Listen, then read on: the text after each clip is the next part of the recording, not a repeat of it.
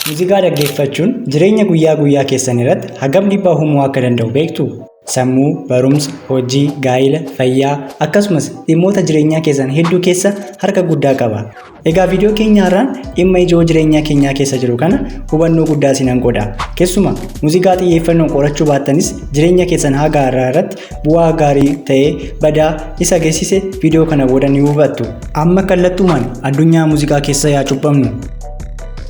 Dachee guutuu biyya keenyas dabalee muuziqaa iddoo hundumaa yeroo hundumaa ni argama. Nutis itti yaadnee yookaas osoo hin yaadin guyyaa guyyaan ni dhaggeeffanna. Taaksii keessa, iddoo mana bunaa, mana nyaataa, iddoo fe'illee yoo deemne muuziqaan achitti ni argama.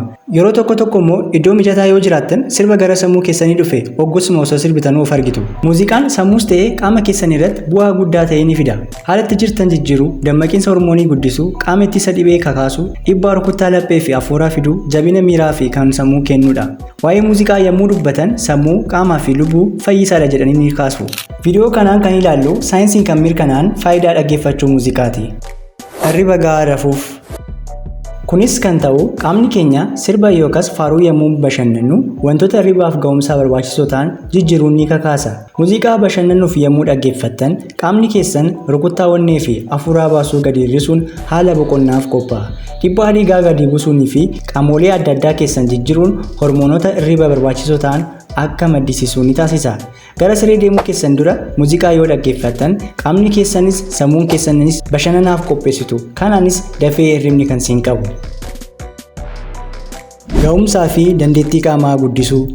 Miseensa jiimii yoo taatan yookaas yeroo tokko gara mana jiimii deemtanii beektan taanaan dhibbaan dhibbatti yommuu sirbi taphatu hubattanii jirtu. Akkasumas namoonni achi keessatti ispoortii qaamaa hojjetanis eerfoonii gurra isaanii irratti yommuu godhatan qalbeeffatanii jirtu ta'a. Kanaafis sababa bareedaa qaba. Innis ispoortii sirba yookaas faaruu dhaggeeffachaa yoo hojjettan sadarkaa humnaa fi dandeettii keessan ol kaasa. Irra caalaa immoo sammuun keessan ispoortii hojjetu san akka bashannanaatti akka ilaaluu fi dhukkubbii miira ispoortii hojjetu irraa dhufu san jeequun miira badaa akka isinitti hin dhagahamne godha. Xiyyeeffannoo guddisuuf.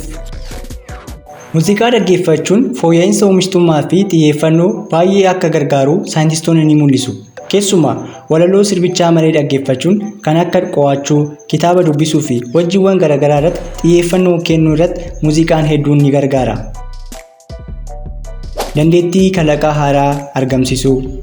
Qorannoon akka mul'isanitti sirba yookaas faaruun miira gammachuun dhaggeeffachuun sammuu caalmaan furmaatilee akka kalaquu ni jabeessa. Sababni isaatis muuziqaan dhiibbaa sammuu hir'isuu fi iddoo bashannanaa waan teechisuuf kun immoo waa kalaquuf baay'ee barbaachisoodha. Dhukkubbii hir'isuu. Muuziqaan miira qofaa miti dhiibbaa kan fidu. Dhukkuba qaamaa hir'isuu irrattis akkasuma ni danda'a. Qabatamaan muuziqaan kallattumaan sammuu irra dhiibbaa fida. Kanaanis sammuun dhibee dhukkubaawwanii deebisuu jijjiiruu dandeessisa.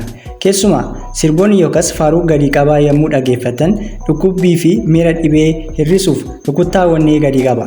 Sababni isaatis hirreen akka bashannanu gochuun dhiibbaa jiru balleessuu danda'u isaatiini. Waan yaadachuu dabaluu.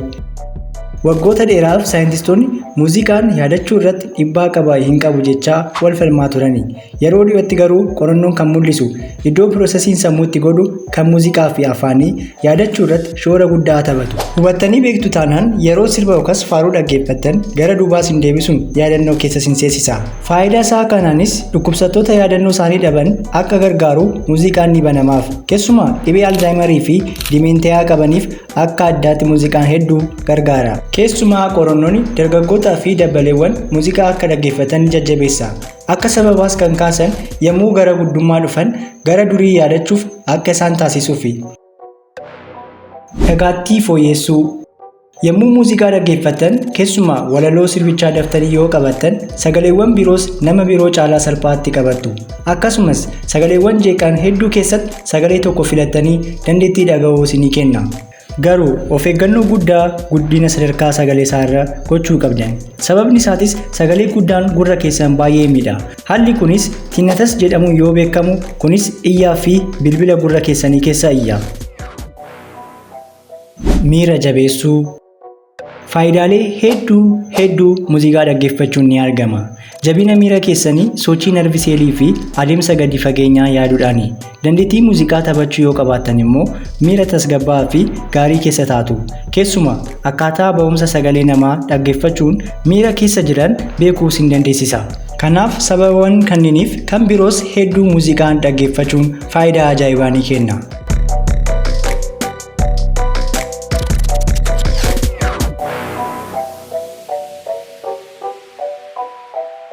Saayinsiin qoratee kan irra ga'e dhugaalee hedduu fi walitti dhufeenya caalmaan akkanumaan dhaggeeffachuun alatti muuziqaa waliin akka qabnu dhiyeessa.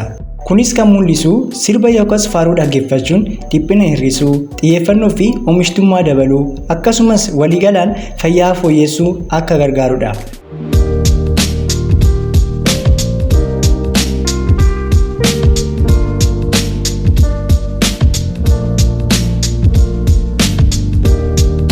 Faayidaawwan hedduu isinitti hime kana muuziqaa dhaggeeffachuun ni argattu. Kanaaf yeroo itti aanu sirba yookaas faaruu jaalatan yommuu dhaggeeffatan bashannanaa fi gammachuun haa ta'u. Sababni isaas gurra keessaniif muuziqaa gaarii qofaa miti kan kennaa jirtan. Caalumaatti sammuu fi qaama keessaniif wallaansa uumamaa gaarii kennaa jirtu waan ta'eef. Mee isinoo maal yaaddu?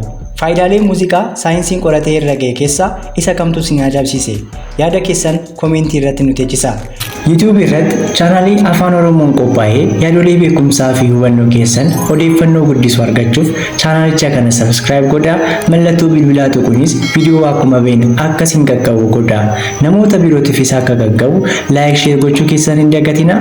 Viidiyoo bareedaa biraan ammoo agarrutti nagaan isiniif haa baay'atu.